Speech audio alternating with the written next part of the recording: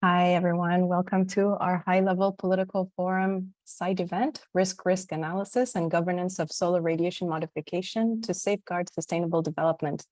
This side event is organized by the Carnegie Climate Governance Initiative, C2G, and the UN Economic Commission for Latin America and the Caribbean, ECLAC.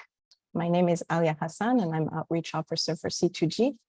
And if you will give me just a second, I'll switch to Spanish to let our Spanish-speaking audience know that they can access the simultaneous interpretation button on the screen.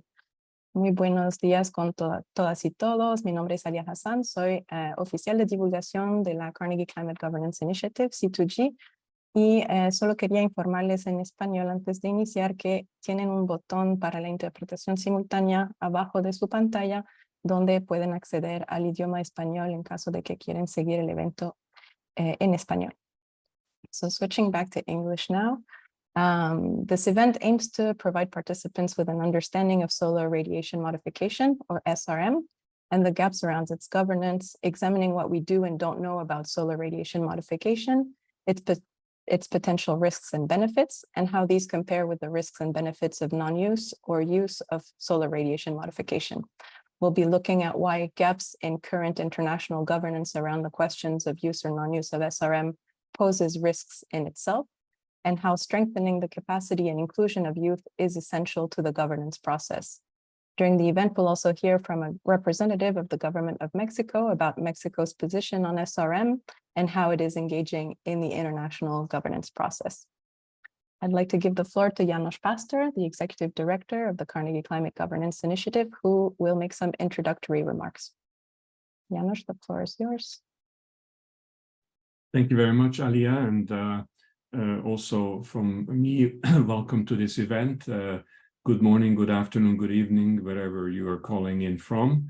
And we very much hope that this discussion about in relation to the governance of solar radiation modification will be able to contribute to the objectives of the high-level political forum's objectives of exploring actionable policy guidance for the full implementation of the 2030 Agenda and the SDGs. And of course, a very big thanks also to ECLAC for co-hosting the event. Now, the world has many problems, and the big question that we have in front of us, with all those problems, why we still have to talk about solar radiation modification and its governance. And I would like to share with you very briefly just there are, in fact, at least two main reasons. One is the state of the global climate, and the other is the risk related to the lack of governance for solar radiation modification. And that in the context that the solar radiation modification is an emerging technique that may or may not be useful to address part of the impacts of the climate crisis, not to be a solution to the climate crisis, but to address some of the impacts. And, you know, it's maybe it could be a potential temporary emergency measure to address one of these impacts, the temperature impact, and thereby have hopefully a positive impact on the sustainable development goals.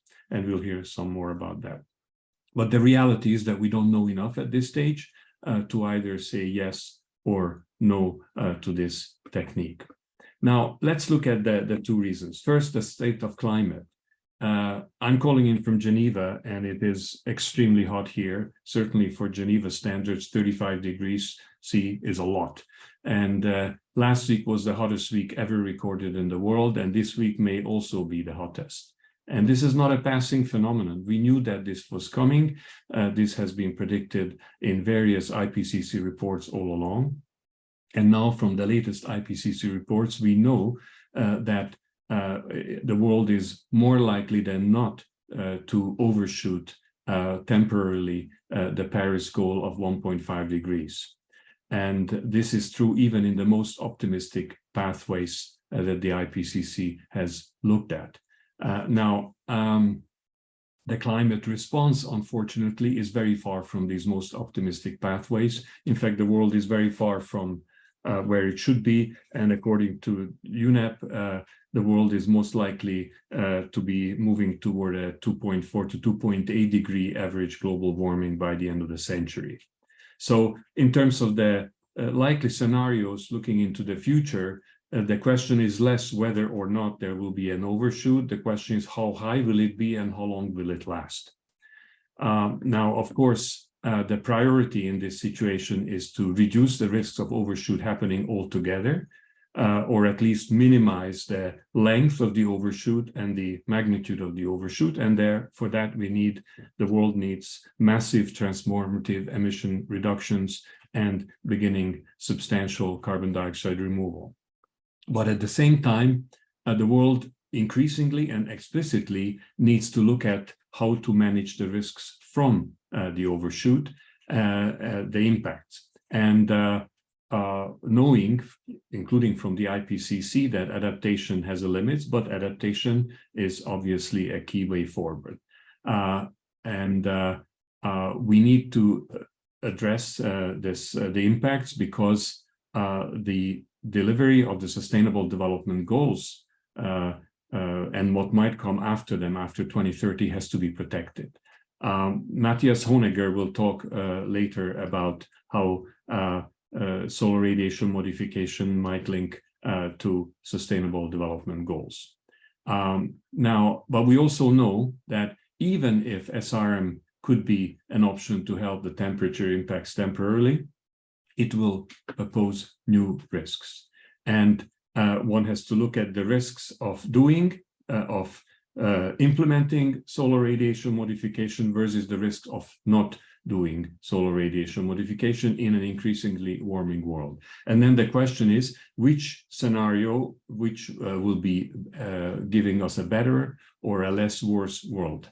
And this is the risk approach that Ines Camiglione will be talking to us about in a short while. The second main reason why we have to talk about these issues is the risks related to the lack of governance related to solar radiation modification. There are bits and pieces of governance elements in different international processes, agreements, and fora. But according to the IPCC, there is no formal, robust, comprehensive governance framework for SRM. And that is a risk by itself. And Nick Harrison will talk about that in a short while. But this is not just an academic issue. Unilateral action is the kind of action that can evolve when there is no governance framework by a state or by a non-state actor. And there is a good example of a private sector company doing exactly that recently in Mexico. And Agustin Avila will talk about that also in a little while. And governance is not just about governments to regulate. It's about the whole of society, different stakeholders working toward a social license or not working toward a social license about certain specific techniques and technologies. Now, given the fact that the impacts of climate change and whatever we do today will have the biggest impact on the youth, youth are the key stakeholder in this, and Clara Botto will speak to us about that as well. So I will stop here. I look forward to the initial presentations by the various speakers and then the discussion and question and answer session afterwards. So for those of you in the audience, please start preparing your questions so that we can have a good discussion after the presentations. Thank you, and I hand it back to Alia. Thank you, János. So I'll introduce the speakers before we begin. We'll start with a presentation, as János mentioned, from Nicholas Harrison, who is our Director of Knowledge Management in the Carnegie Climate Governance Initiative, and he'll share some of the IPCC key messages on SRM. Nick has over 2 decades of experience as an analyst, strategist, and advisor on climate change, sustainable development, and governance. He's worked internationally for a wide range of UN bodies, governments, subnational and non-state actors, and was previously an advisor in the UN Secretary General's climate change team under Secretary General Ban Ki-moon. We'll then hear from Matthias Honegger, Senior Climate Research Associate with Perspectives Climate Research, who unfortunately is unable to join us in person today, but he has recorded a presentation that we will be playing for you today. And he will he will present on the potential implications of SRM for the achievement of the Sustainable Development Goals. Matthias is an expert in climate policy, UNFCCC negotiations, and governance of geoengineering. He researches the diverging views on solar radiation modification and carbon dioxide removal among climate policy negotiators and observers, and the tensions between popular expectations, economic models, and policy planning. Matthias has authored numerous articles, commentaries, and reports on policy design for carbon dioxide removal and solar radiation modification, and led the first assessment of their potential effects on the achievement of the Sustainable Development Goals. You can find this publication on our publication page on the C2G2.net website. Ines Camilloni is Associate Professor of the Department of Atmospheric and Ocean Sciences, University of Buenos Aires. She'll be explaining how using a risk analysis to support informed decision-making is a good approach to looking at the question of solar radiation modification and whether we should be considering its use or not. Dr. Ines Camilloni is a distinguished researcher and professor known for her significant contributions to climate science. She's the lead author for both the IPCC Special Report on Global Warming of 1.5 and the Fifth Assessment Report. And she's played a key role in assessing the impacts of global warming and providing projections and predictability of near-term climate change. Dr. Camilloni is a professor at the University of Buenos Aires and a senior researcher at the Center for Atmosphere and Ocean Research. She has led various national and international research projects focusing on climate variability and change. Her expertise extends to the study of solar radiation management and its hydrological impacts in La Plata Basin in South America. And she published her paper on this last year, so you can also find this online. We'll then turn to Clara Voto, member of C2G's Youth Climate Voices from Brazil. She'll share her perspective on, a youth perspective on the need for inclusive governance. Clara is a passionate advocate for sustainable development with a wide range of grassroots and international experiences spanning arts, politics, and activism. As a member of C2G's Youth Climate Voices, she focuses on the governance of solar radiation modification and is developing the SRM Youth Watch platform with her peers. You should watch this exciting space developing. Clara is also involved in campaigns with World's Youth for Climate Justice, seeking to address the climate crisis as a human rights issue. She contributes to discussions on existential risks as a new European voice with the European Leadership Network and serves as the science policy thematic facilitator for the major group on children and youth at UNEP. Clara's engagement with SRM includes observing marine cloud brightening fieldwork, participating in workshops, and contributing to global discussions through statements and policy briefs. Agustin Avila will be sharing perspectives from the government of Mexico on the lack of governance around solar radiation modification. And Dr. Avila is the General Director of Climate Action Policies at the Ministry of Environment and Natural Resources, Semarnat, and head of the General Directorate of the National Institute for Ecology and Climate Change, INEC. He was the General Coordinator of the Education and Training Center for Sustainable Development at Semarnat and General Director of Productive Options at the Ministry of Welfare. He holds a PhD in Social Sciences and Rural Development and a master's degree in Rural Development from the Autonomous Metropolitan University, UAM, and a bachelor degree in Economics from the National Autonomous University of Mexico, UNAM. And that's it on my side, Janusz. I will give you back the floor so you can start the discussion. Thank you very much. So let's get on with it now, and I look forward to the presentations. First, I'd like to call on Nick Harrison. Please, you have the floor, Nick, to talk about risks from the lack of formal and robust SRM governance. Thanks, Janusz. Thanks, Alia. And hola, buenos dias, and hello to everyone who's joined us today. I'm just going to spend the first 6 minutes doing a whistle-stop tour of what the recent Intergovernmental Panel on Climate Change report can tell us about SRM in the context of climate risk and in relation to its governance. So if you bear with me, I'm just going to share a few slides so you don't just have to look at me. Here we go. So we begin with a figure that's probably familiar to most of you. This is from the Working Group 2 contribution on climate change risks, and it shows us the risks that we face on the left from different temperature increase scenarios, and on the right, the likely impacts and risks that are faced. The headlines, of course, are risks are coming thick and faster. And as we head more into the purple zones in these bars on the right, different human and ecological systems will be facing such high risks and impacts that it will become increasingly difficult to adapt. These risks obviously include heat stress, water scarcity, flood risk, food security, among others. Now, risks are, of course, not simple. They're increasingly complex. Our understanding has matured, and that's reflected in the IPCC's assessment.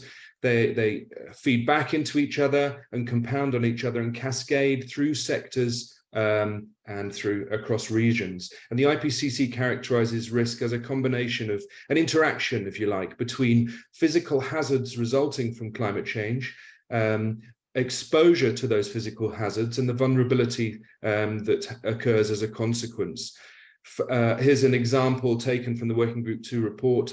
The hazard at the top in dark blue, drought or heat, increasing in intensity, and certain populations exposed to that will be more at risk of infectious disease. So you can see the infectious disease risk in the purple on the right, and that leading to various vulnerabilities across social and environmental systems. So implications for labor capacity, which feeds back then into food yield and quality, food prices, contributing to malnutrition, which then feeds back to exacerbate infectious diseases. So these risks are complex, they compound each other, and they cascade. Now, the IPCC uses this simple structure to look at risk, and as I just illustrated, it's this combination of hazards, exposure to those hazards, and vulnerability.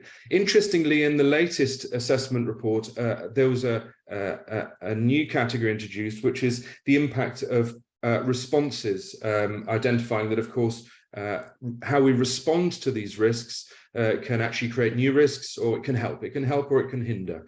Hopefully, we should aim to be helping, but the report also notes there's been an increase since the last assessment, an increase in identification of maladaptation, where attempts to adapt to climate impacts are actually resulting in consequences that are not optimal. The same is true for some side effects of some mitigation options. For example, attempts to afforestation or for bioenergy may lead to, for example, land use conflicts. And it's within this context of assessing risks from responses that the IPCC assesses solar radiation modification. For those of you not familiar, please go to our website. There's lots of resources there that can guide you to authoritative information about these different proposed techniques. Lead amongst them in the research literature, at least, include marine cloud brightening, surface albedo modification, and perhaps the most studied and most discussed, which is the idea of distributing aerosols in the upper atmosphere, in the stratosphere, to reflect sunlight away for the purposes of cooling. Now, what does the IPCC tell us about SRM in relation to climate hazards? Well, it tells us that the research is mostly focused on climate hazards, and much less is understood about overall risks. The effects of SRM, if it were ever to be deployed, would be highly dependent on the scenario in which that was deployed.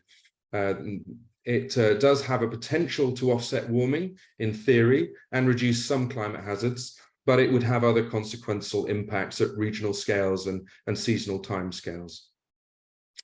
So it's important to note, and this is emphasized in the IPCC's assessment, that SRM would not stop atmospheric CO2 concentrations, as Janos said in his opening remarks, and it wouldn't reduce the resulting ocean acidification. So for addressing climate change risks, SRM can only be at best a supplement to that deep and rapid mitigation that's required. Much less research on SRM's potential to reduce climate risks, and so consequently there are a lot of uncertainties that's acknowledged by the IPCC's assessment, and there are knowledge gaps around SRM's potential to reduce all these many risks, the cascading and compounding risks resulting from climate change impacts. It also acknowledged in the report that if implemented, SRM approaches would introduce new risks to people and ecosystems, and they're really not well understood. So SRM, if it were deployed, would have potential implications for international collaboration, as Janos alluded to. For example, it might pose novel risks if a single country or a small group of actors were to deploy unilaterally or unilaterally. This could lead to dispute or conflict. The question of who controls the temperature, with obviously optimal decisions around that for different groups and countries and regions. Countermeasures, there's some speculative research that explores the possibility that if, in the case of a unilateral or unilateral deployment of one of these proposed approaches, there could be a response, a countermeasure of counter SRM deployment. Now, the literature on the governance includes objectives for governance that range from, on the one end, total prohibition, so a prohibition of this as an approach, to enabling, and this is in the realms of both research and its potential deployment. So research is predominantly been led by Global North experts, and the assessment acknowledges that there are unequal power relations that could influence decisions around its governance and policy decisions. And the report notes that a co-evolution of governance and research, with governance in the lead, would be optimal to help mitigate against risks and harms. Now, there are some multilateral agreements that partially cover SRM, either directly or indirectly, such as the Convention on Biological Diversity and the Montreal Protocol of under the Vienna Convention. But the assessment notes that none of these are comprehensive. So the key takeaway here from the IPCC's assessment around governance is there is no dedicated formal international governance for SRM research, development, demonstration, or deployment, and this poses risks. And there's more information on what the IPCC says on our website. Go to the front page at www.c2g2.net and click on the IPCC button to learn more. And with that, I'll hand back to Janos. Thank you, Nick. And before you go, just a quick question, if you could. You kind of alluded to this, but what would you say is the key governance, something unique governance challenge that relates to solar radiation modification, particularly the stratospheric aerosol injection type? Well, gosh, I mean, there's many. To quickly run through them, I would say there's 6 in my mind, probably. So, and these are the unique challenges that are faced by many emerging techniques, such as SRM, but there's similarities across other emerging technologies. The speed and scale of the emergence, so the rapid scale and pace that we face now with climate risk emerging and the emergence of these technologies.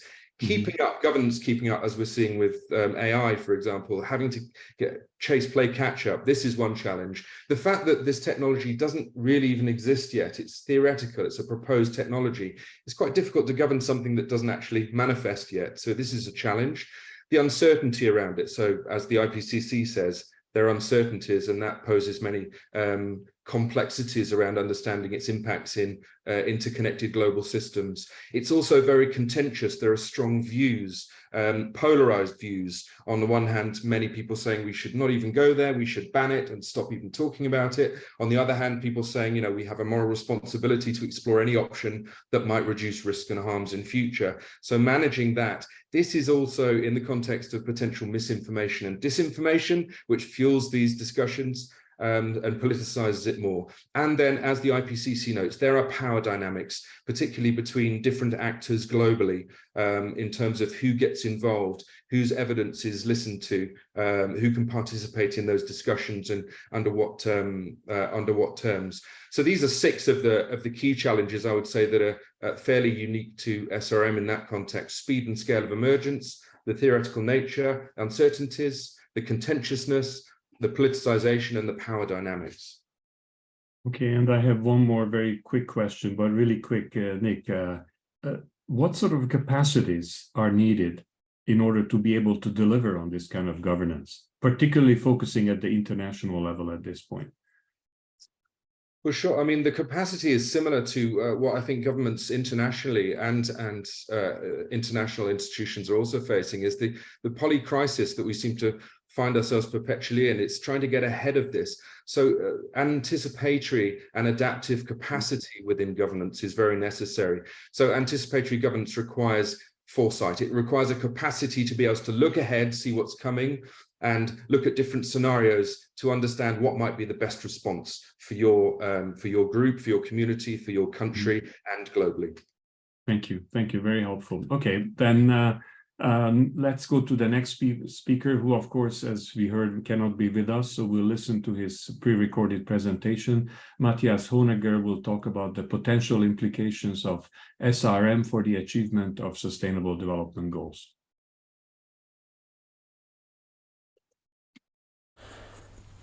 Good morning, everyone, and it is a pleasure to be speaking to you today a little bit about why thinking about the SDGs and SRM in the context of overshooting climate temperature targets might be important, and to share some insights from a previous study where we explored interactions between SDGs and SRM, potential SRM deployment, and yeah, give you some insight into that study. It's clear, when we think about SRM, we think about the future, and we have different assumptions how this could play out, but there are at least 3 pathways through which SRM could be impacting on the SDGs, the Sustainable Development Goals, as a major orientation point or a guidance for how we collectively envisage, a beneficial future for everyone on this planet.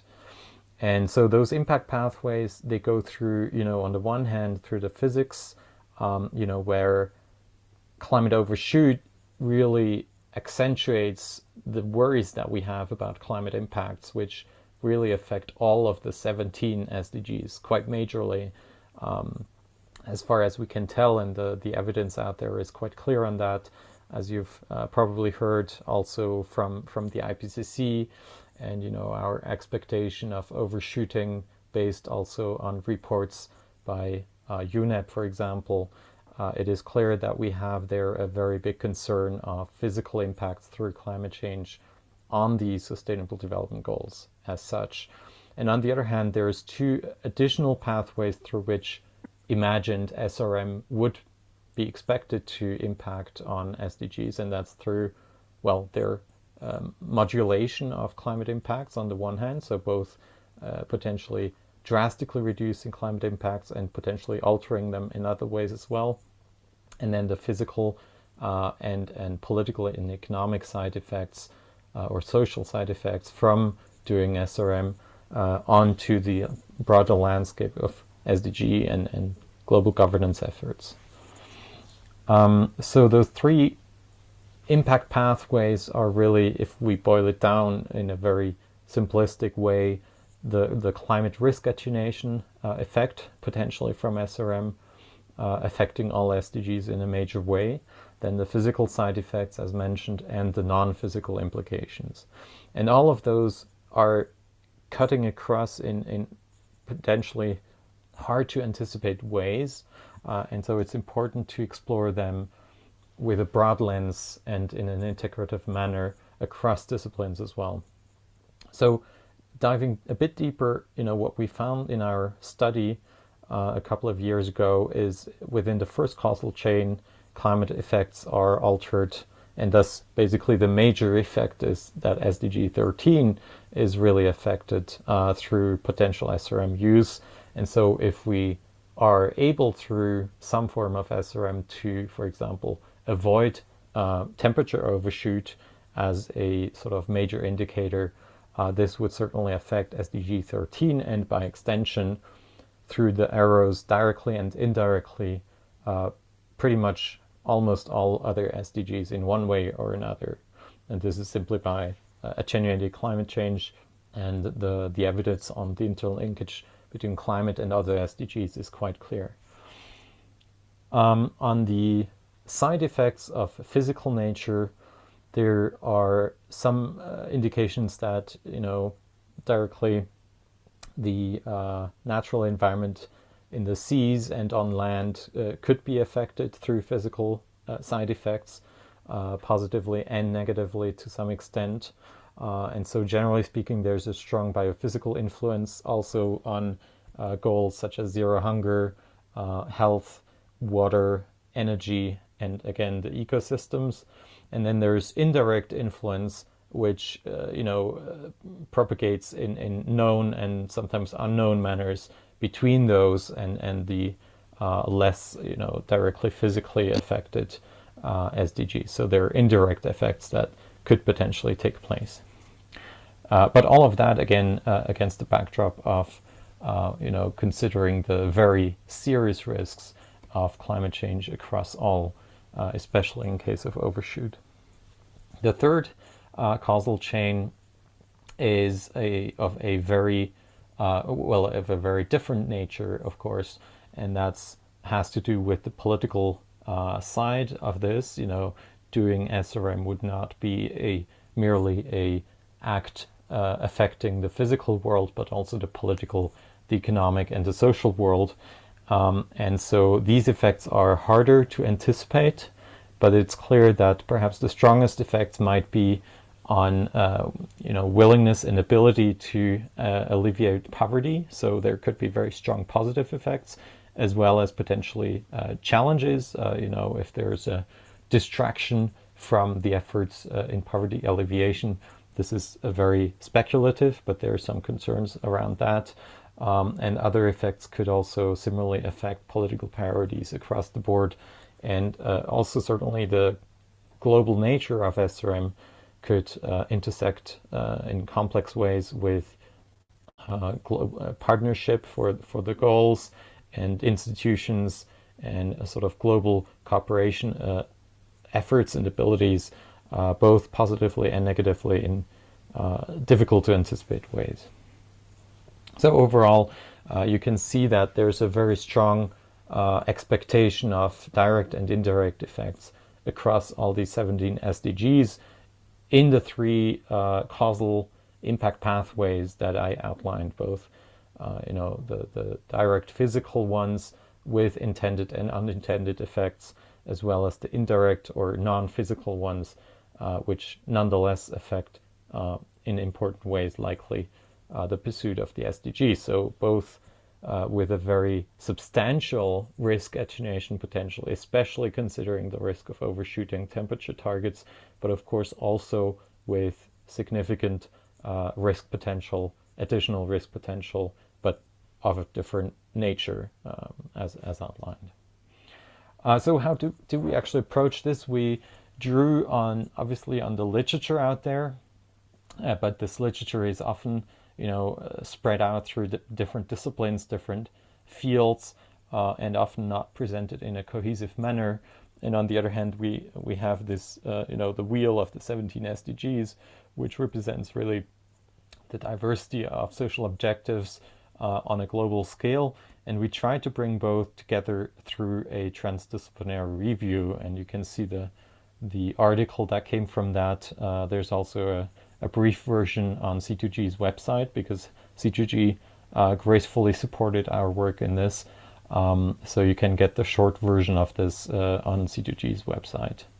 And we did this by drawing on the expertise of diverse global experts in relevance to the SDGs in the 17 different dimensions thereof, as well as experts in SRM, both the physical and the social and political side of SRM. So to give you a bit more concrete examples, and you can again find the full list of potential implications in the supplementary materials. Basically, for example, for SDG 1, for the goal of ending poverty in all its forms everywhere, we found, especially in regards to the first causal chain, that ending poverty in all its forms everywhere is really under pressure if we are overshooting temperature targets. I think someone said a few years ago that overshooting 1.5 or even meeting limiting warming to 1.5 would, almost threaten the well-being of the African continent as such. This might be a stark statement, but this is, there are very serious concerns about especially exceeding 1.5 and even worse when we have to look at potentially exceeding 2 degrees of warming by the end of the century. So if SRM were to work as intended, any attenuation of climate impacts would very seriously enhance the outlook for SDG 1 in this very direct manner. Now, of course, there would potentially be, through the second causal chain, through side effects of physical nature, there could also be adverse outcomes if SRM were to be designed in a manner that does not actually advance the situation of the world's poorest. And there are concerns about participation. If the world's poorest, as they tend to be disadvantaged in deliberation processes, they could be further disadvantaged through potential secondary or otherwise negative effects. And that the same concern, of course, counts not just for physical effects, but also for social and political effects if, for example, SRM deployment were to distract from SDG 1 and the efforts to pursue this.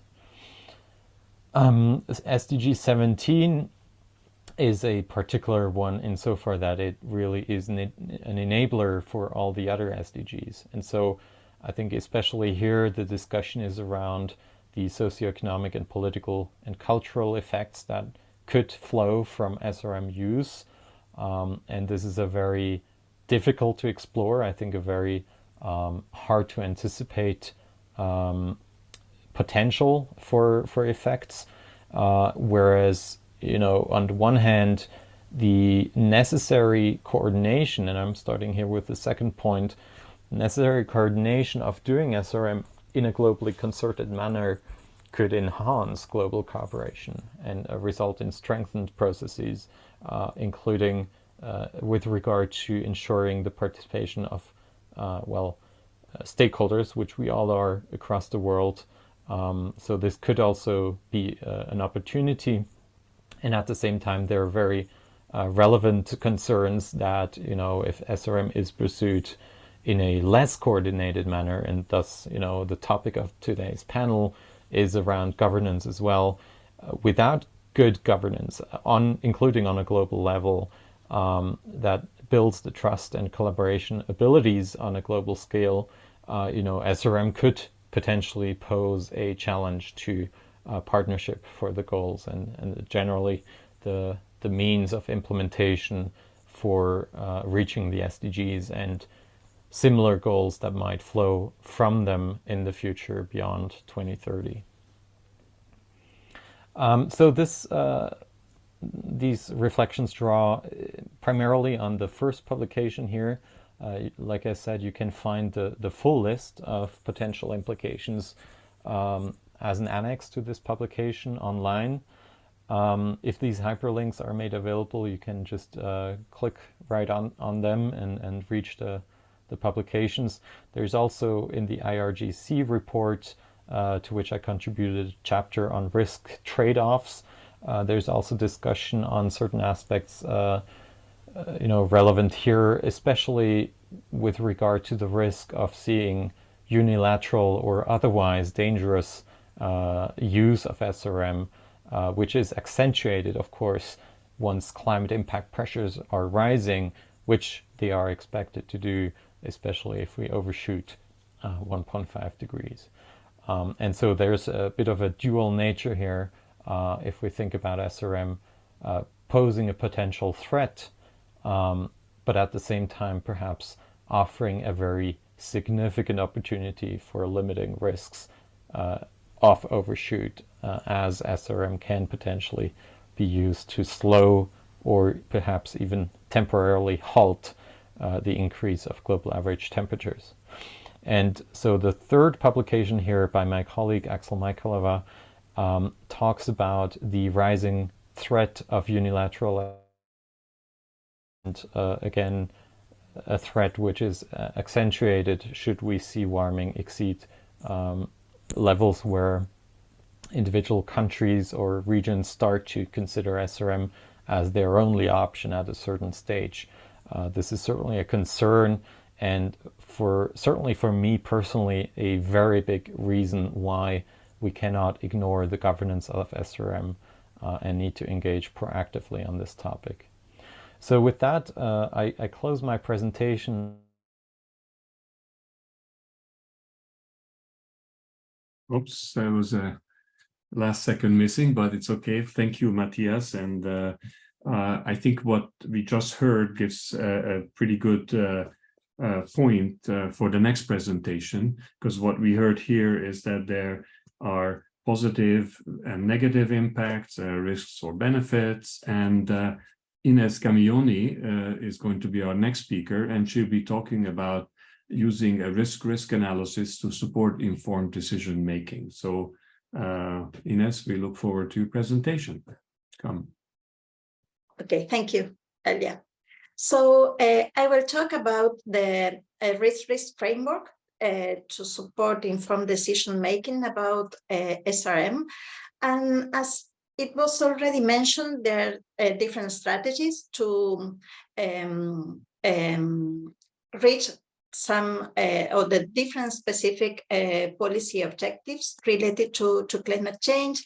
These objectives could be related to reach the sustainable development goals, or even to reach the different temperature Paris Agreement targets, or to limit the sea level rise, or different economic goals. And these strategies include in one hand, mitigation, and this is related to the reduction of greenhouse gases emissions.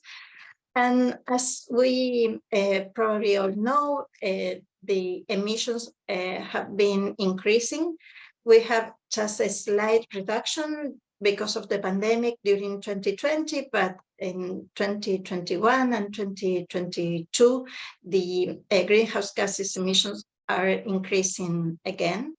The other strategy is related to reduction of the greenhouse gases concentrations, and in this sense, the carbon dioxide removal is one of these actions as could help to reduce the greenhouse gases concentration in addition to the reduction of emissions. But as we all probably also know, the concentrations have been increasing also, and now we are about 50% than the values we have during the pre-industrial period. And the third action related to climate change is adaptation, but as it was mentioned also, the adaptation has limits, and we also can have some maladaptation strategies that could give negative results. So in this sense, the question we have is how we can address the near-term risk, or how can we reduce this near-term risk? And in this sense, this peak shaving diagram shows in which way the solar radiation modification is a technology that can help to reduce in this near term the climate change impacts. For example, going from the A point you have in this diagram to the B point. And this is a way where we can reduce temperature by this variety of technologies, the stratospheric aerosol injections, marine cloud brightening, and also the thinning of the cirrus clouds. But this technology as it was mentioned in the recent UNEP report, the name of this report is One Atmosphere. It was an independent expert review on solar radiation modification research and deployment. One of the key messages of this report is that solar radiation modification is the only option that could cool the planet within years. But to be effective at limiting the global warming, SRM would need to be maintained for several decades to centuries, depending on the pace of emission reductions and also on the carbon removal. So what we know is this technology can help to reduce the climate impacts, but it will also add new risks. So given this urgent and growing risk that, as we are seeing related to climate change, it's really important to understand the feasibility, but also the risk and potential benefits of this technology. So the question we have is if SRM would increase or decrease the overall risk. So this is a key consideration in deciding whether to pursue SRM or not to offset the global warming. And the idea of this risk framework is to compare a world with solar radiation modification and a world without solar radiation modification in addressing climate change. And the idea to do or to apply this risk framework is to compare the risk and the outcomes of the implementation of this technology, of deploying SRM in an operational way. So we have positive and negative outcomes. Some of these positive outcomes are related to the target risk, what we want to address by deploying solar radiation modification in case that this is deployed in some day. And the general idea is that it would help to reduce global temperature, but it will be also effective in reduce, for example, extreme events as extreme temperature events, as heat waves, and also to reduce extreme precipitation events. But also it could have some positive side effects. And we call these side effects as co-benefits or additional gains related to this technology. For example, we can mention here a reduction in the tropospheric ozone, an improvement in the air quality. But the outcomes of this technology could also be negative. And in this sense, these negative outcomes, we can call them the cost of this technology, because new risk could be created because of this, because just by lowering the global temperature, we are in some way producing a new climate for the world, and there could be in some places some kind of an overcompensation of the cooling, and this means that in some places the reduction in temperature could be above of the target, and in some regions there could be also changes in the water cycle, increases in precipitation, and in some other regions reduction of precipitation, and these are new risks that could be related to the deployment of this technology. But also other negative outcomes that could be associated to the deployment of SRM are what we call the countervailing risk. And in this sense, we include the novel biophysical and social risks that could be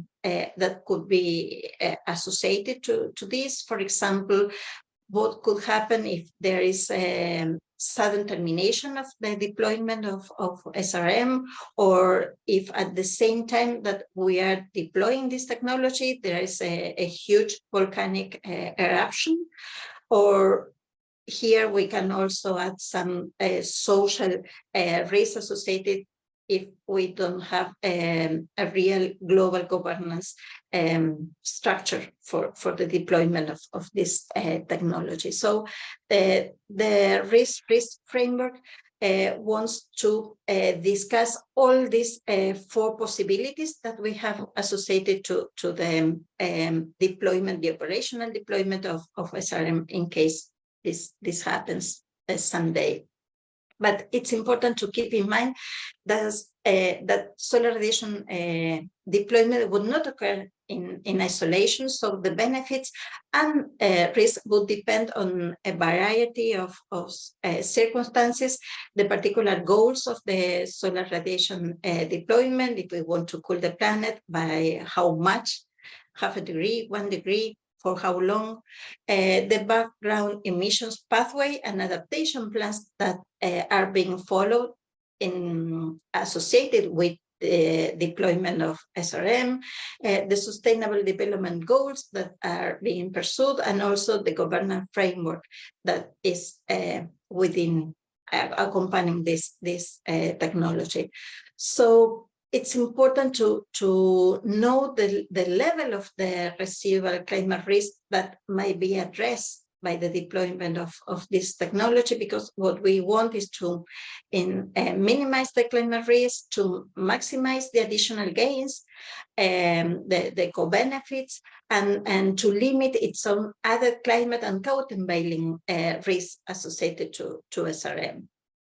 And much more detailed information and discussion of this risk framework can be found in the C2G webpage, where you can find this publication that was prepared last year with summaries in different languages, not only in English, but also in French and Spanish and Chinese. And I think this is all for me. Thank you very much, Ines. And I would like to follow up with a question. I think starting with your slide, the one that looked at the risks versus outcomes, and that tends to focus on what one could call quantifiable risks and outcomes. But we know that there are many other factors that come into this. For example, there are many ethical considerations, cultural, etc. And so my question to you is, what are some of these ethical, non-quantifiable criteria that could come into this, and how do decision makers make sense? How can they deal with all this? Well, the ethical discussion is not really issue, but it's crucial for the discussion on SRM. And in this sense, I think it's important to mention that UNESCO is working, the World Commission on Ethics on Technology and Science, Knowledge and Technology is working on a report on the ethics of climate intervention technologies, not only solar radiation modification, but also carbon dioxide removal. This commission is preparing a report that will be probably available during this year, and maybe after September or October this year, where there is a strong discussion about the ethics on this in the context of the knowledge gaps we have, the uncertainties we have, and I think also with a strong message on the importance of the emission reductions as the more important policy to tackle climate change, but also that because of the increase in CO2 emissions and the increase in CO2 concentrations, we need to accelerate the knowledge about the potential risks and benefits of these technologies. Thank you very much. And before going on to the next speaker, I would just like to remind our participants to start putting their questions together. Put it please under the Q&A tab on the bottom of your screen. We've tried to address some of the process-related questions that came up, but let's hope that you will also have some questions about the topic that we're discussing. So please start putting those there and we'll get to them.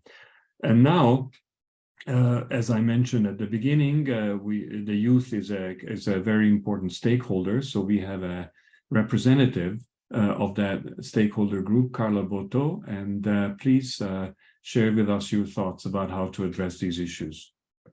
Thank you. Thank you, Janos. I didn't come with a presentation because I'd rather speak about my story in the SRM sphere. So I'd say that even though I was already engaged in climate and environmental movements since I was around 14, so a decade ago, geoengineering, like the word geoengineering or SRM, wasn't part of the environmental and climate bubbles that I was in, not only in Brazil, but even internationally. And so it was only in 2019 in Rio that I first came across the topic. It was in a symposium organized by the Brazilian Academy of Sciences, which I believe some of you have attended back in 2019. And I remember it was very shocking for me to be there in the audience, listening for the first time about SRM and seeing that I was the only young person apparently in the audience, knowing that what was being discussed was very important and wasn't mainstream. And actually back then it really frightened me because I could see that research was happening, but there was no talk on both on research and on governance with young people and those that were traveling to climate conferences and environmental conferences. So since then, I had the topic of SRM in the back of my mind, but it wasn't something that was out there being discussed. I felt that it was only in my head, so that was very troubling. Knowing all of the implications that SRM could have, and it being a very controversial topic back then, and I still feel that it is nowadays. So that's how my journey started. And last year, becoming part of the Youth Climate Voices project from C2G, that's when I started diving more deep into SRM.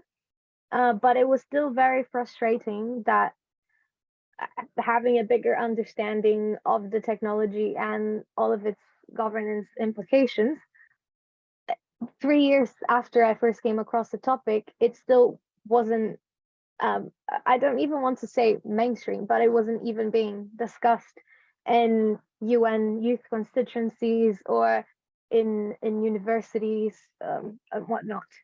And so I decided that I had to take this mission along with my peers of building capacity and raising awareness of SRM within our generation, because we know that those technologies,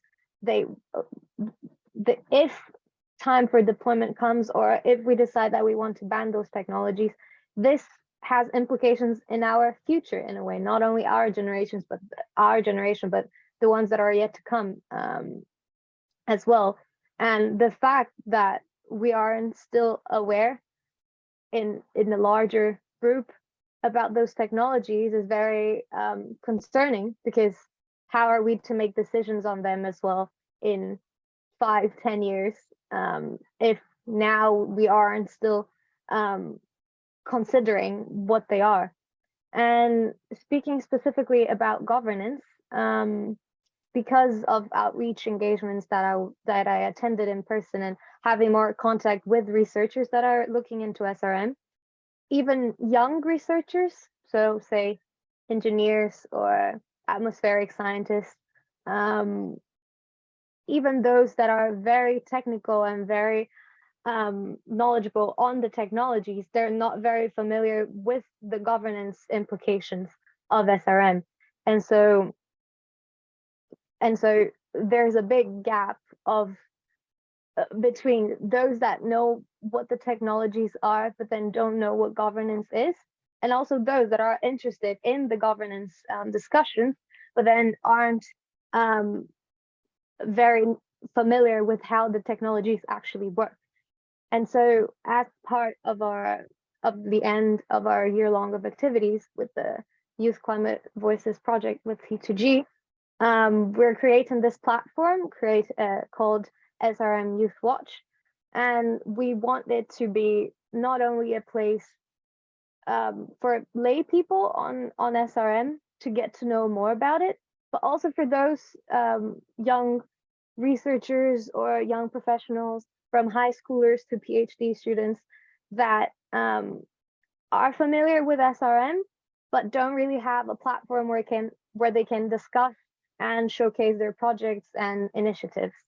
So yeah, we're still in early stages of our platform, but we hope that we can really create a network where young people from all around the globe can become more aware of SRM and get engaged in the discussion, and eventually have our platform also as a recognized youth organization that can also provide inputs from young people in a more organized manner if the time comes, hopefully when the time comes to properly address governance on SRM. So yeah, I believe I've spoken too much already, but thank you. Thank you, Clara. And I heard some very interesting things from you, including highlighting some of the gaps in governance, and then this interesting network that you're building up with the youth group. So I guess if you could just go a little bit deeper into how you see this network actually addressing some of the governance gaps in relation to this new emerging technique, solar radiation modification. I think we have different ways to address those gaps, and that depends a lot on the age range that you're talking about. So if we're thinking about younger people, so I gave the example of those that are in high school, I think talking about governance is in a more comes with a more educational perspective. So really informing them about the technology and all of its implications, and even about climate science, because even though talking about the climate crisis might seem mainstream, I know that it's not the case everywhere and in every school.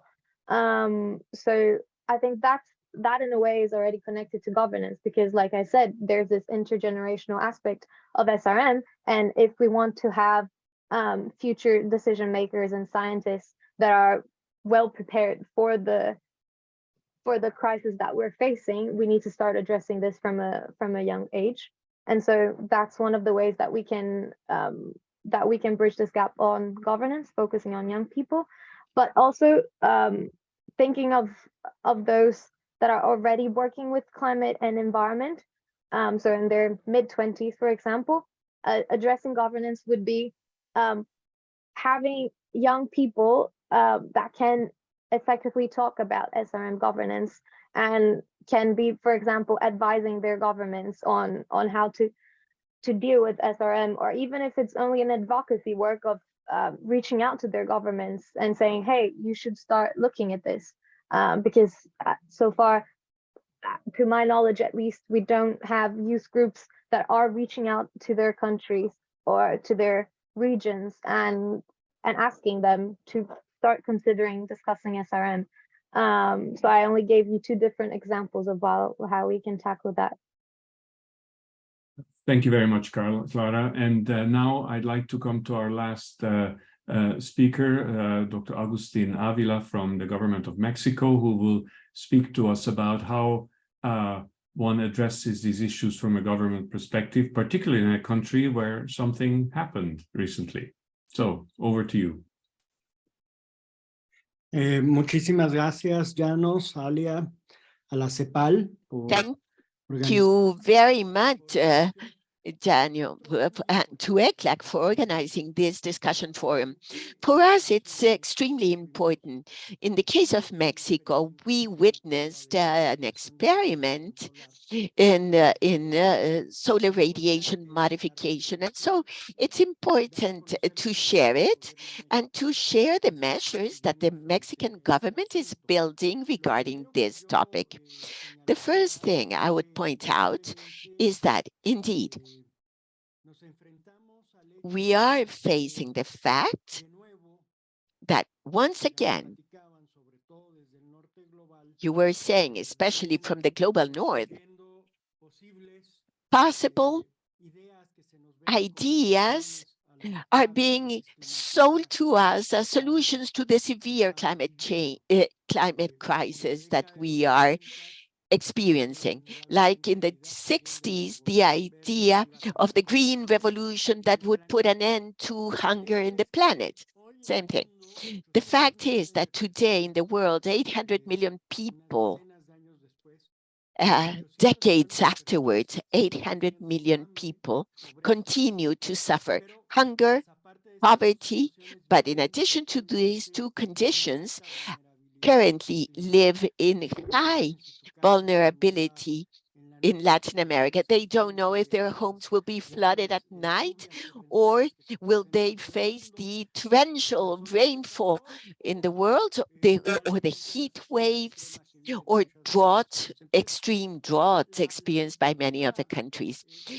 So the perspective of fight against climate change that we all need to be clear about is that we need to move forward in actions that will mitigate greenhouse gases of those nations that are responsible for climate change. US, India, China, EU, that are the main emitters of greenhouse gases and are leading to this climate crisis. And I speak of a country that is resisting the efforts and emits very little amount of greenhouse gases. We had an unprecedented heat wave this year. We are seeing the rise of the sea level as well. We are in a situation of drought, very severe in the north of our country, floods in the south. But even with all these situations that we live in Mexico, to address the subject of solar engineering is something that should tell us of how are we conceiving our relation with nature and the planet. In the case of, can we move on to the Mexico? Yes, thank you, Alia. In the case of Mexico, what we had was a company that's called Make Sunsets that conducted 2 tests of geoengineering in Baja California, Mexico. The business model, they want to sell credits for cooling credits. For us, it's very concerning, the situation of this company or corporation, because did not ask permits to the federal government to experiment on solar geoengineering, nor permits from municipal nor provincial territories. Came to Mexico, conducted an experiment without envisioning what can be the effects of the implementation of these type of procedures in Mexican territory. So also did it without taking into account something very important. In the case of Mexico, we have more than 62 indigenous peoples. So any matter conducted in territories close to indigenous peoples, it requires informed, prior, free consent from the indigenous peoples. And if this company did not consult, the federal government did not consult the indigenous peoples either. We know that solar geoengineering, as it has been called here in this forum, the solar radiation modification has significant opposition from environmentalist organizations, of women, of peasants and indigenous groups, and really expresses concern for the environmental risks generated by this technology. We in Mexico, we are considering, the climate modification of the rainfall patterns, or it can generate modifications in climate, but also drought, especially in the tropical areas of our country. That is something that some scientific studies have been warning about. And therefore, what can cause, especially in food security of rural peoples and communities, because of this temporal rainfall, it would be something of great concern with the use of this technology. And the other effect that would have on biodiversity, favoring extinction processes of many animal and plant species existing in a mega diverse country like Mexico is. We are concerned about what it can cause on thinning the ozone layer because of the effects of this technology used in the stratosphere. And we are also concerned that will not decrease the CO2, but rather or carbon dioxide, but rather creating an artificial mechanism of temperature decrease without really moving forward on the causes that are taking us to the climate crisis we are experiencing. There are 370 scientists that asked for an international agreement of non-using solar geoengineering, because we are referring to a matter that at certain point in time,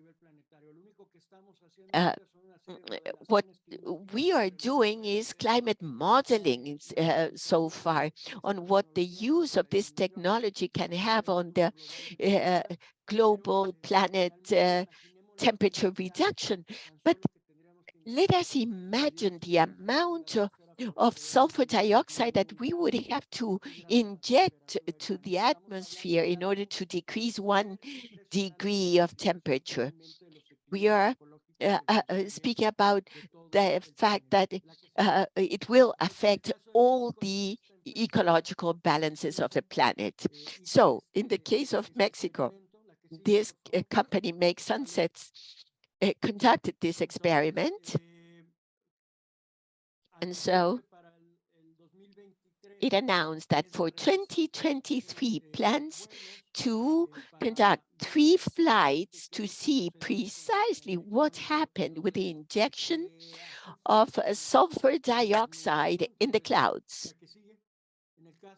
Next, in the case of Mexico, well, finally, we released a communique this year, a warning about the risks of solar engineering at planet scale, how it is finally linked.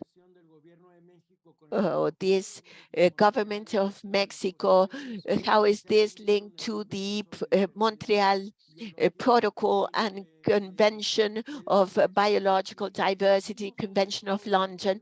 And we decided in the Mexican government to place the precautionary principle in order to stop the experimentation at large scale. Next. So there, particularly, we based ourselves on the legal framework where we started from our political constitution in Mexico, acknowledging the human right to the protection of health, food, and healthy environment. So based on Article number 4, on the Convention on Biological Diversity, on the moratorium of geoengineering activities that was adopted in October of 2010, and precautionary approaches where we issued on January 13th of 2023 as SEMARNAT, and as the National Council of Technologies and Humanities, we issued a a statement saying that we will conduct a series of actions in the case of our country based on their precautionary principle to protect the communities and environment. In that sense, we conducted a seminar coordinated by the National Institute of Ecology and Climate Change of SEMARNAT, where we were able to gather the information and the opinion of community scientists that allow us to protect the inhabitants of our country. Especially under this principle, the government of Mexico reiterates the commitment with the protection and well-being of the population, with practices that lead to risks to humans and the environment, working in a responsible and coordinated manner for the well-being of Mexico. Within what we're doing within the government in Mexico, there is a decree project that is being discussed currently in the Presidency of the Republic that has to do with actions of solar geoengineering practices in our country. This decree instrument is based, as I said before, in the precautionary principle of prevention to prohibit and stop practices of solar geoengineering in our country. Similarly, it forces geoengineering projects being promoted by companies to become public. The aim of this decree is avoiding the use of this technology and the damage that it can create for biodiversity. In the case of Mexico, due to the possible climate modifications that it will generate to the tropical regions of Mexico and protect health, climate, the environment, and very importantly, the rights of Afro-Mexican indigenous communities in terms of safety and food safety. Something very important to mention regarding solar engineering is the imbalances that it can cause at a global level, the political effects that it can bring over our nations, especially in the sense where those nations that hold the patents for these technologies may use solar geoengineering as a war weapon, but also in terms of what southern countries will have to pay for this, because at a certain point, they can be the most affected by these type of technologies to access technology development.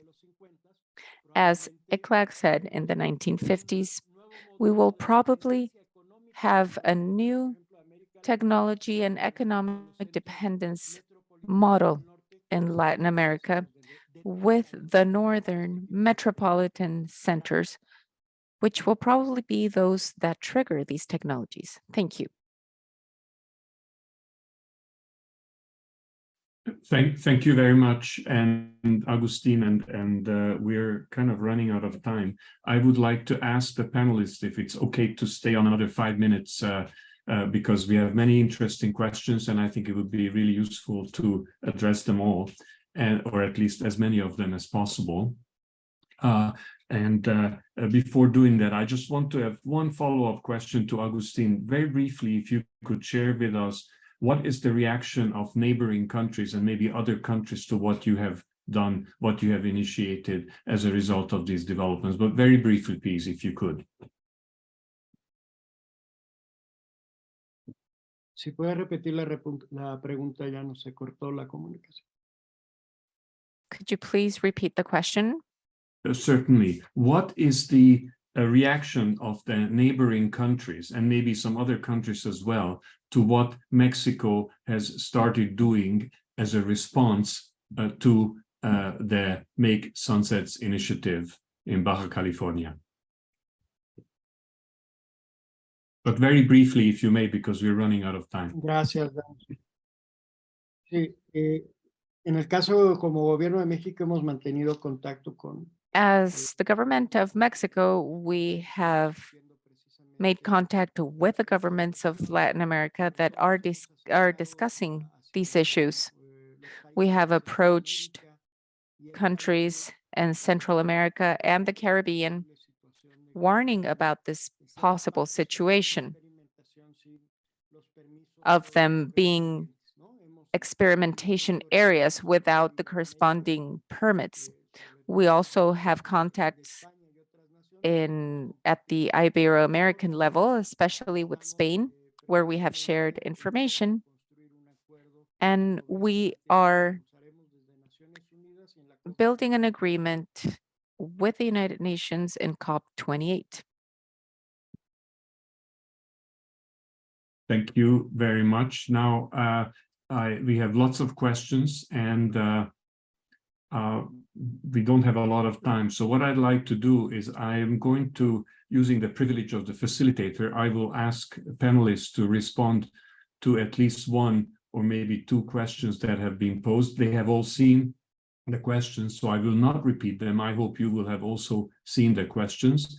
And what I'd like to do is ask Nick Harrison to address the IMO 2020 question from the beginning. Then I will ask Ines if you could respond to the questions posed by Olaf and Klaus.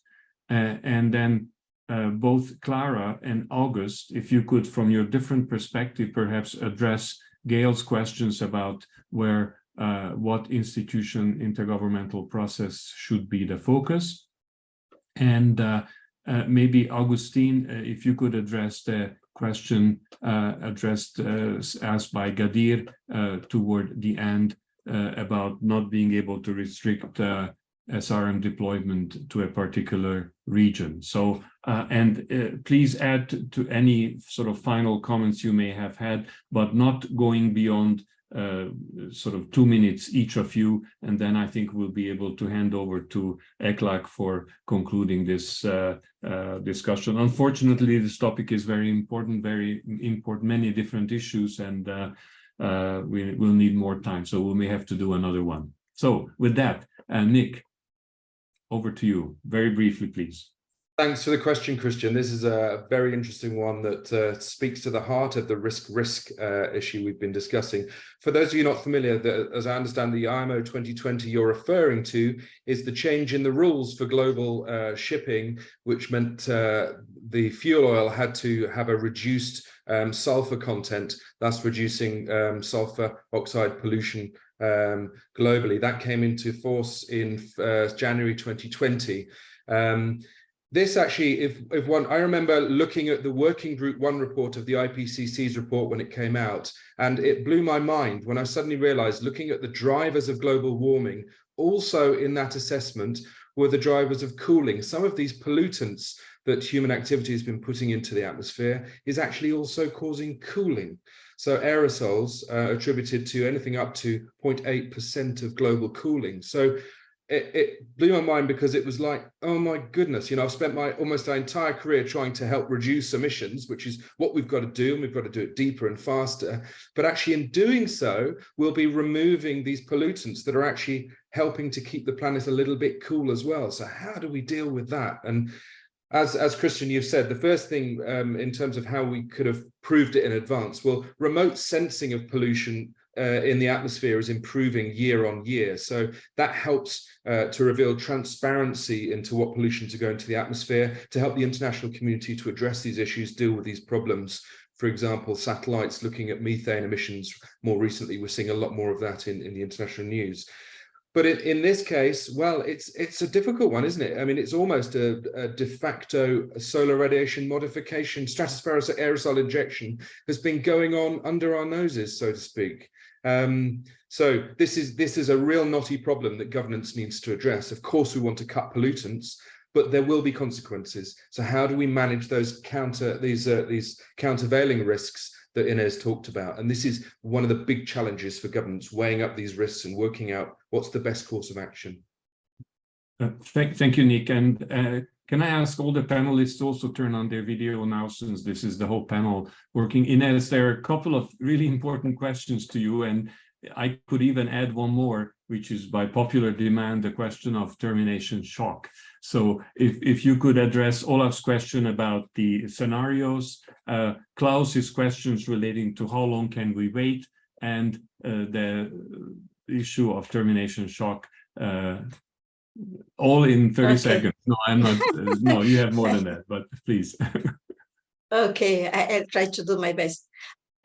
One question is related that we need more research before thinking about operational deployment of SRM, and the operational deployment, the technology is not ready to implement this for tomorrow. So we have some time, some years, maybe 5 to 10 years before the technology is ready to think about operational deployment. So we have time to make really much more progress in connection to research and to the potential risks for different regions about this technology, and to build different strategies or different scenarios for deployment, always talking about stratospheric aerosol injection, that is the only technology that could change at the temperature at the global scale.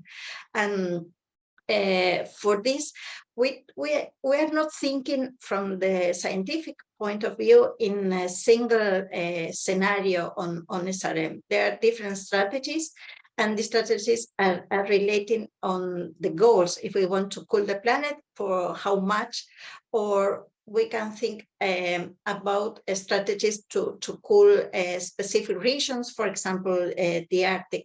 This is what science is doing, is assessing the different scenarios of potential deployment of SRM we have.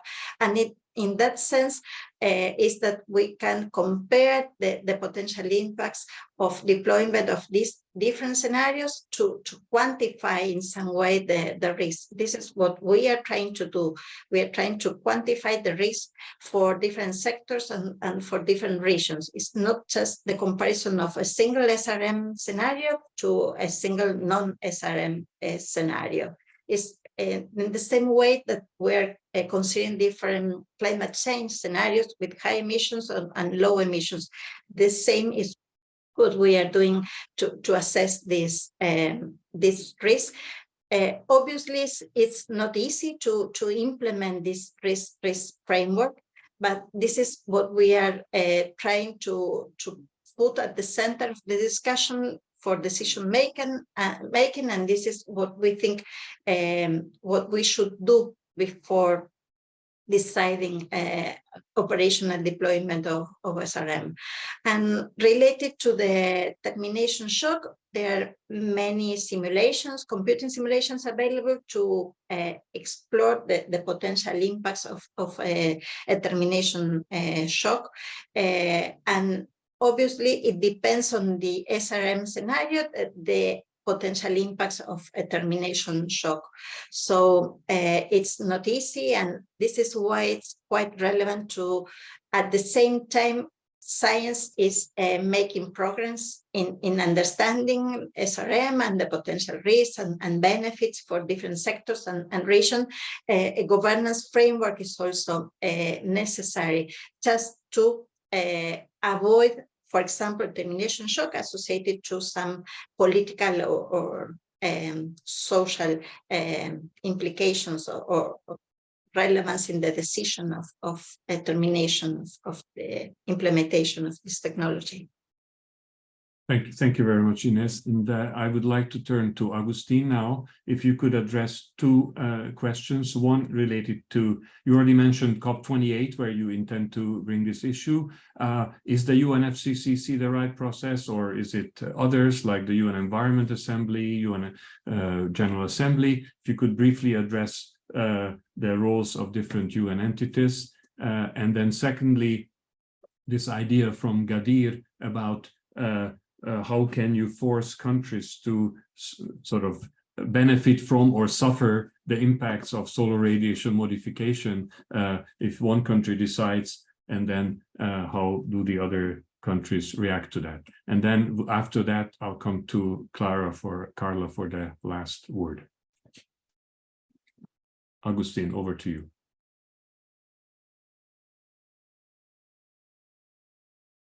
Hola, Janos. Muchas gracias por las. Thank you for that, for the questions.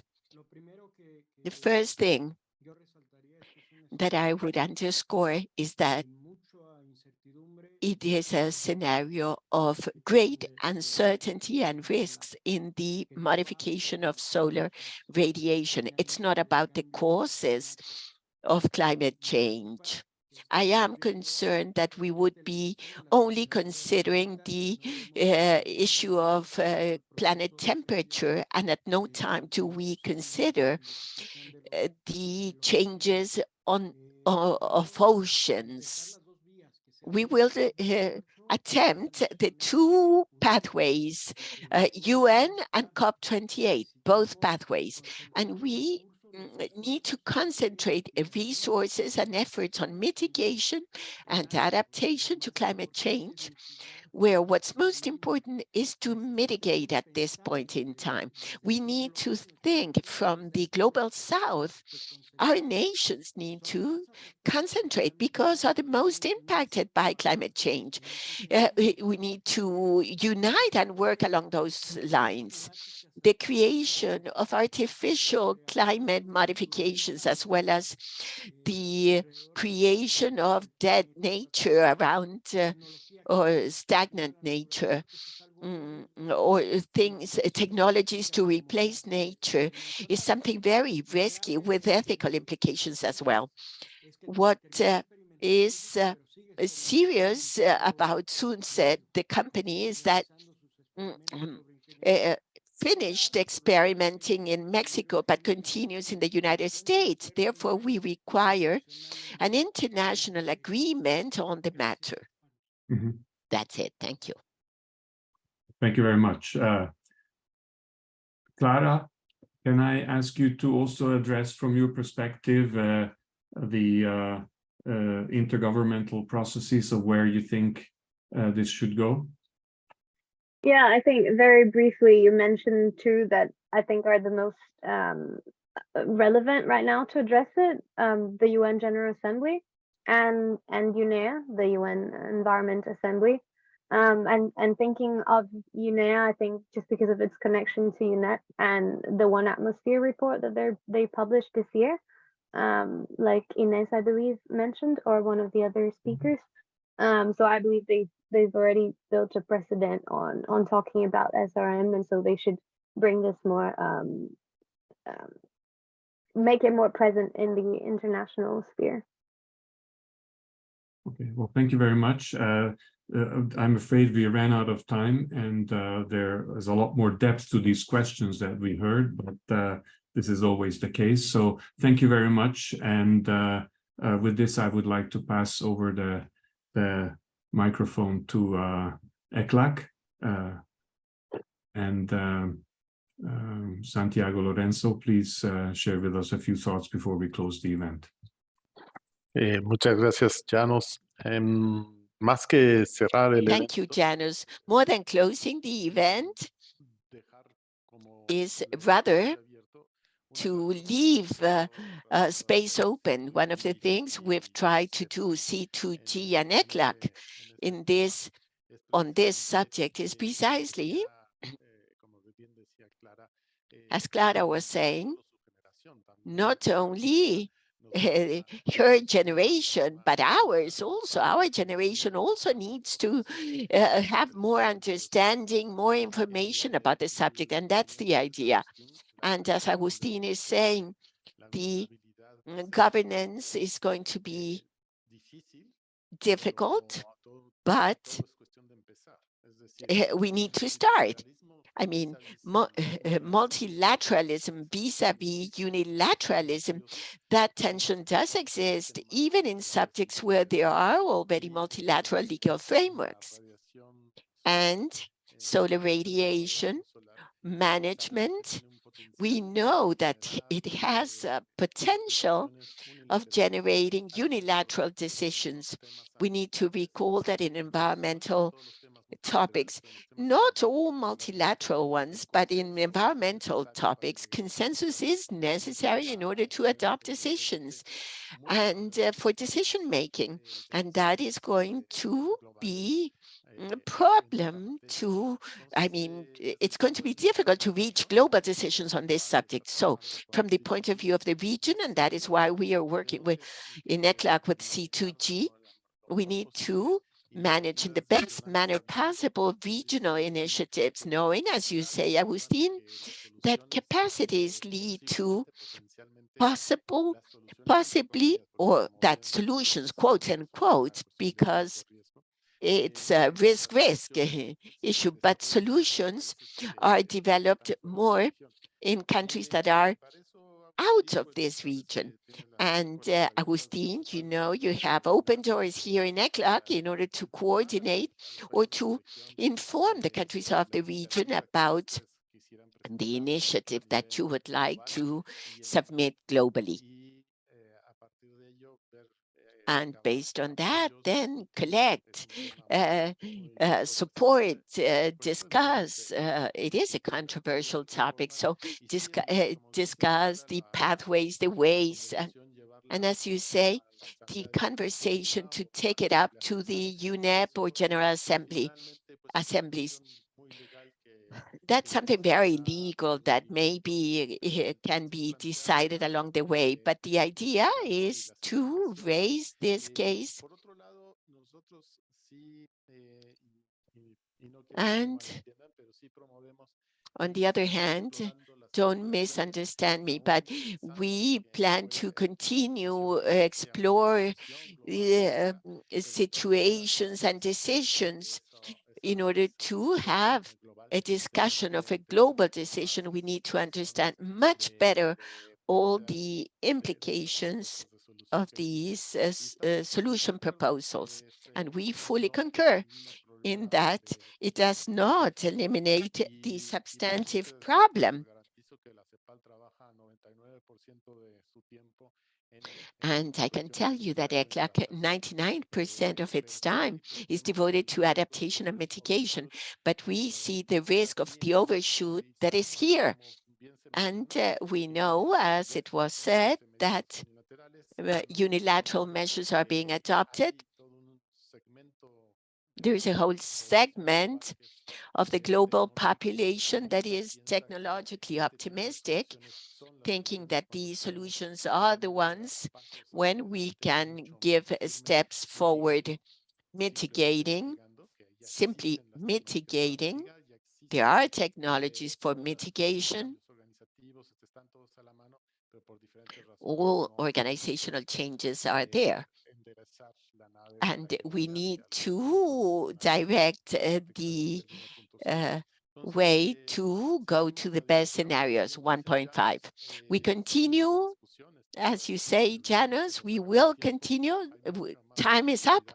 There is a lot of more granularity in all these subjects that were discussed. We thank the questions and the speakers and the whole team of C2G, led by you, Janos, for really moving this subject. That it's not something we like to speak about, but we need to speak about. That is the situation. So we are all willing to keep on collaborating. And with this, we adjourn and thank the participants who have been very active. Thank you for your questions and for being with us. And we need more people always to know what could happen with these solution proposals. Quote unquote, but it could be a solution. Thank you. Have a good day, good afternoon, good night.